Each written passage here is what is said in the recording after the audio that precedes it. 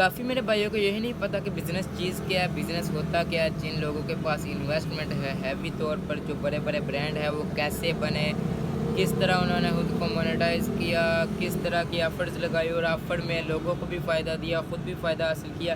अभी मेरे पास ये एक वर्क है, ये है फास्ट केबल्स वालों का, उन्होंने ब्रांड किया हुआ है अपना फास्ट लाइट्स का। तो यहाँ पर जो मिला जुला कर उन्होंने ऑफ़र लगाई है, टोटल ये बन रही है 24,70,000 के इनामात।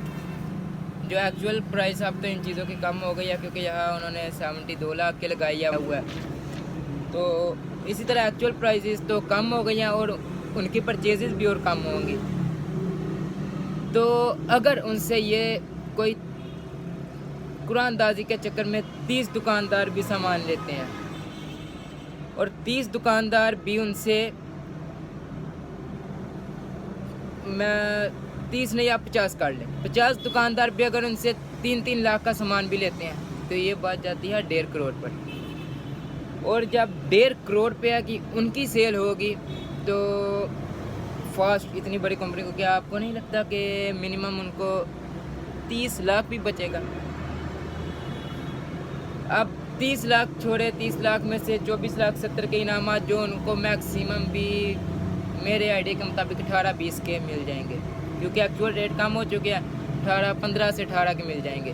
अब टोटल ख़र्चा उनका ऐड करके 20 पर ले जाएं, 20 लाख पर।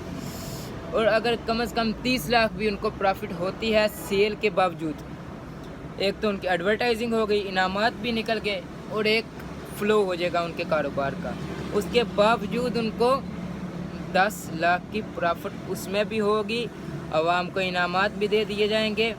ये होता है कारोबार। क्यों? क्योंकि उन्होंने अपनी एडवर्टाइजिंग करनी थी, वो कर ली। उनकी एडवर्टाइजिंग का सुन के कई लोग जो उन्होंने टारगेट दिए होंगे वो अचीव करने की कोशिश करेंगे। जब उसको अचीव करने के चक्कर में कोई 50 की सेल कर देगा उनकी, कोई उनकी 1.5 लाख की सेल करेगा, कोई 6 की करेगा, कोई 10 की करेगा, हो सकता कोई बंदा भी सेल ना करे। इसी तरह मतलब काफ़ी अट्रैक्टिव होंगे उनके इनामात का सुनकर, कई किस्म की सेल करेंगे। तो जब उनकी 1.5 करोड़ की सेल होगी, अगर उनकी 1.5 करोड़ की, मैं अपने छोटा सा अंदाज़ा लगा रहा हूँ लाइट्स के हवाले से, 1.5 करोड़ की उनकी 2 माह का, 1.5 से 2 माह का टाइम है। 1.5 करोड़ की उनकी सेल होती है तो कम से कम 30 बचेगा।